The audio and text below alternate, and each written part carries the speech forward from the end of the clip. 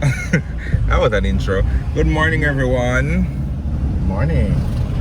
I hope you all are feeling good. It's a wonderful Tuesday morning. Tea title. All in a row. Dirty drunk row. Whoa.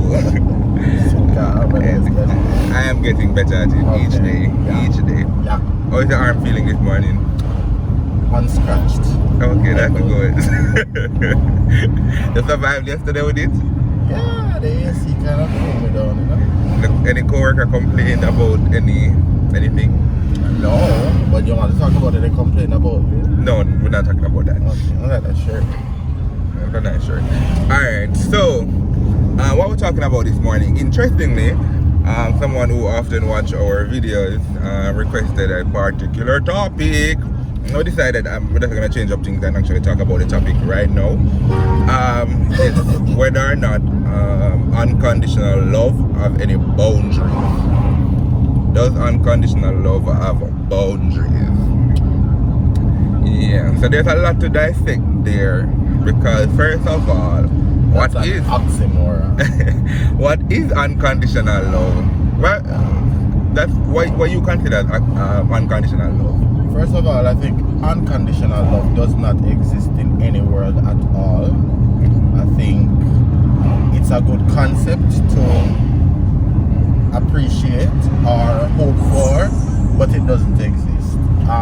It is the absence of anything that could bar you from stop loving someone. So you will just go on and love somebody, no matter what them do, no matter what situation comes up. Your love is infinite. It is unbreakable. I mean, yeah. When I hear that word unconditional love, I think people who go to church and have any religious affiliation or background, you would think that the love that Christ has for the world or for his people or for the church, that is what you would refer to as unconditional love. I mean, when people get married and the pastor make pronouncement over them life, them would say, oh, them love each other unconditionally, and come sickness, come whatever situation they are faced with, they promise to love each other and get past that. So I guess that's what some people would refer to as unconditional love. I don't know in the truest sense. I mean, if we take the word very literal, then I don't think any human being can really love anybody unconditionally. But if we're supposed to talk about going through a hardship with anyone, and then I do think you can really as humans, love someone. I can rightly say we have breaking points.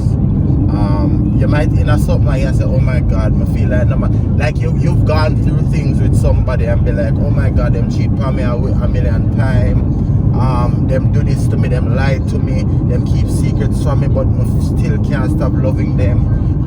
That's obsession. You need to get a control of yourself, because there's no way you can love somebody who constantly hurts you or harms you. I mean, but the thing is that hurt, and so that's the thing for me. When it comes to the whole concept of unconditional love and boundaries, I've always said that don't put your boundaries on anybody else's relationship, and what is hurt to you may not be hurt to someone else. Hurt is universal. I don't necessarily think so. Hurt is universal. I don't. Tolerance level is what is different, but hurt is universal. I understand your point about tolerance level, but some people, some things just really don't hurt them. No, wait, no. Hurts. All right, so you think cheating hurt everybody?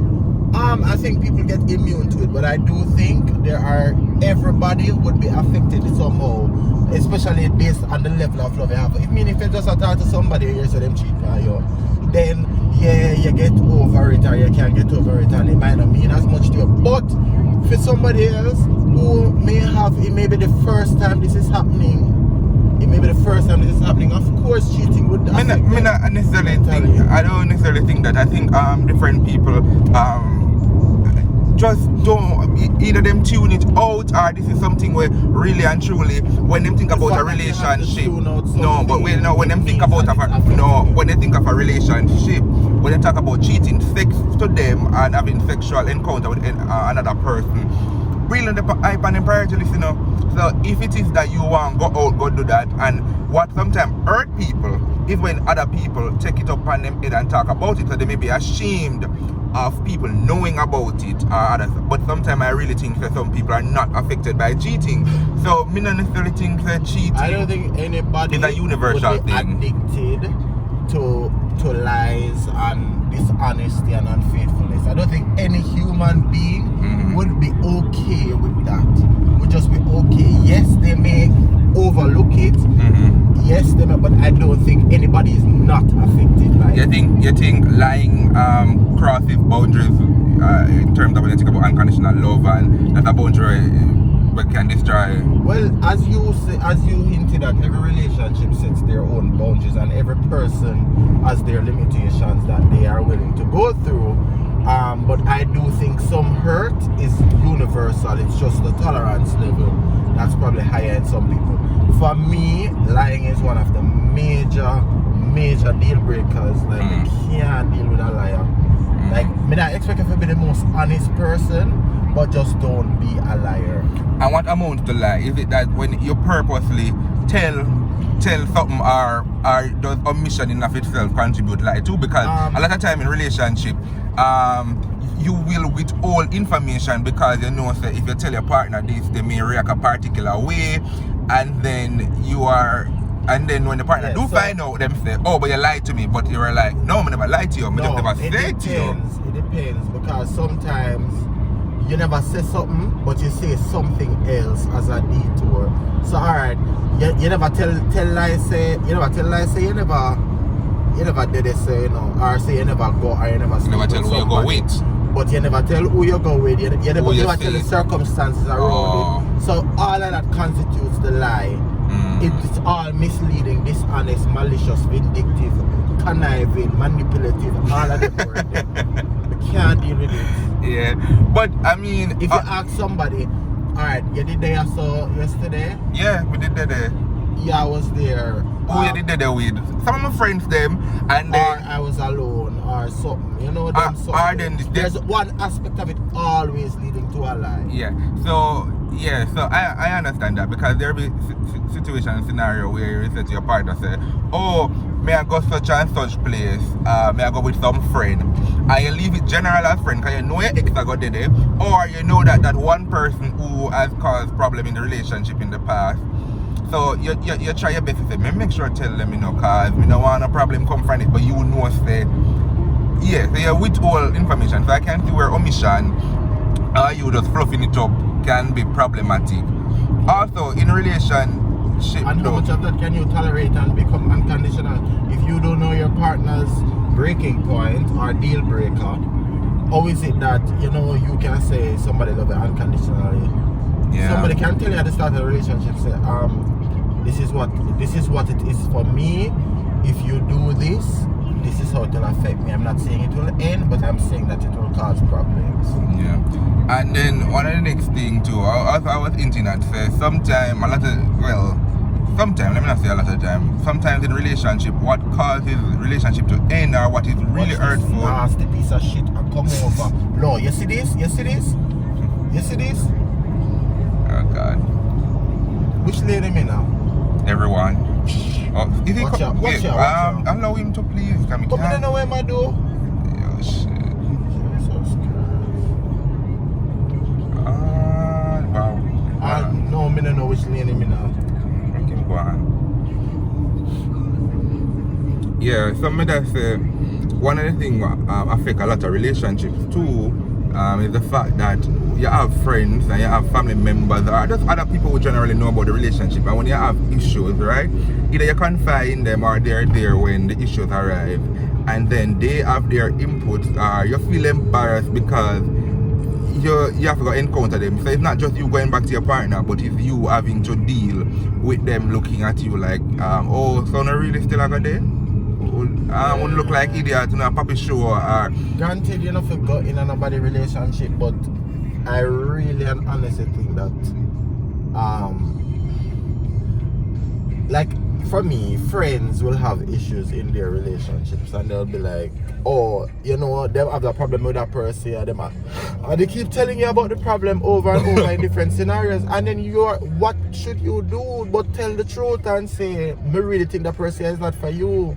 But really, and I've done that in the past. I've said that, and it so happens that them end up go back to the person over, and you end up becoming the enemy of the relationship because the person not like you. Yeah, that's the thing. So for me, I don't tell people say that's not the person for them, or I stay away from conversation. I often listen and say, so what you gonna do?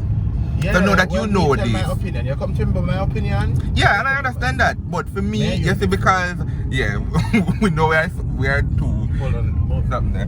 When it comes to that, I don't want to tell anybody anything about the relationship, because at the end of the day, as cliche as it may sound, when two head catch one pillow, them always try to show. Them always gonna say. No, granted, I would never, if me say like my friend personal cheat or whatever, I would never say anything. That's not my business.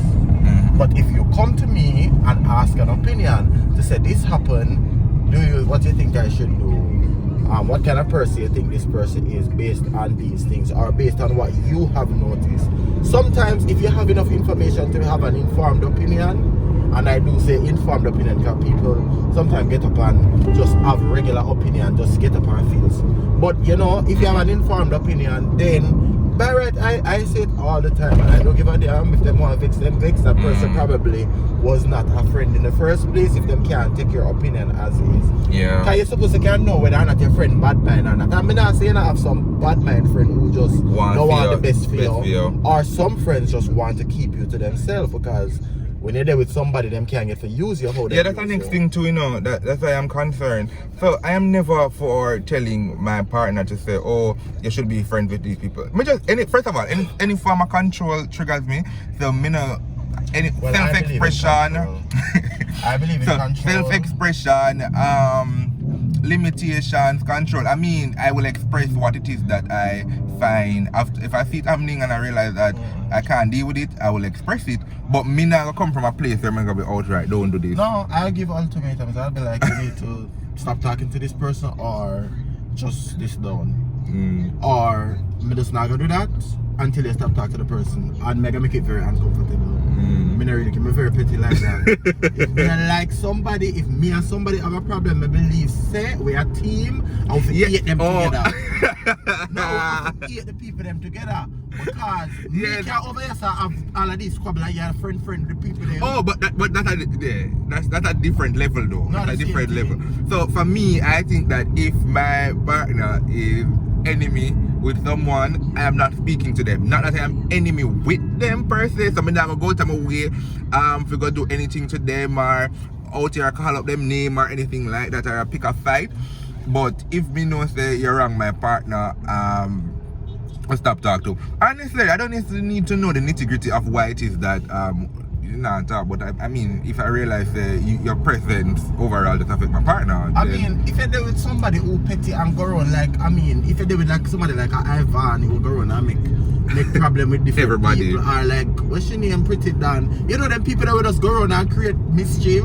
Then say you can't have a people. But if you're there with somebody who have sense and have them head screwed on them body, so when they have a problem with somebody, is really a problem, I mean, if you support them in hating the person. You think men and women have different boundaries and are willing to go beyond certain things? So it's a case where men will stay in relationship longer, while I think women will stay in relationships longer. I think men can't tolerate certain things, like cheating is a very low threshold for men generally. Like, it's okay for a man to go around and cheat, and women, they find themselves forgiving men all the time. But for men, if a woman cheats, it's like, yo, she give her the pussy, yo, that done, and that's it. Embarrassment. And if you ever say you're gonna forgive her, it's like you're looked down upon by your friends. Yeah. So for me, I think say literally, men do have a lower threshold for, especially like cheating and dishonesty with women. You have the few who will, but for the most part, I think so for true. I think especially I think women in general love structure. So them love when things last. Them love the whole idea of family longevity, and just normalcy. Them like when things are carry on and I go on. Men all over the place. But men, wishy-washy. men in general, just by nature, always. I think from the old facts, the men are always supposed to go out and come back. Not that society run that anyway, but men in just always go out and come back with the problems to relationship with women. It's an unfair advantage because even if you look, me no money for get up by you can give him 50,000. Someday, yeah. What would I say? Did I say something before this man starts from wipe off the wheel? This boy grows so ugly. I'm the young guy, him look like him could be decent. But I wonder what me have video him. The sun hard. On my phone though. You know what I'm saying? What me have video him. Oh. Go back. Yeah. I'm something we do, I'm program we do. No, I'm do video morning. Oh, okay. Oh yeah, I can't be. People are come program to bring a picture of a show gun man. Oh yeah, I can't be. Yeah. Also. It's when you want it out in these streets. You want it, I wipe glass. Wipe glass, Oh God, I don't want a body video. video. Poor soul. So I tell him, say me in public space. Alright, I'm still reach at work. So Okay, no, you're always early and I'm always late. whose fault is that? Yours. Anyway, until tomorrow, I think this conversation will have to continue because there's a lot more to dissect. So until tomorrow, goodbye. Ciao. Stop though.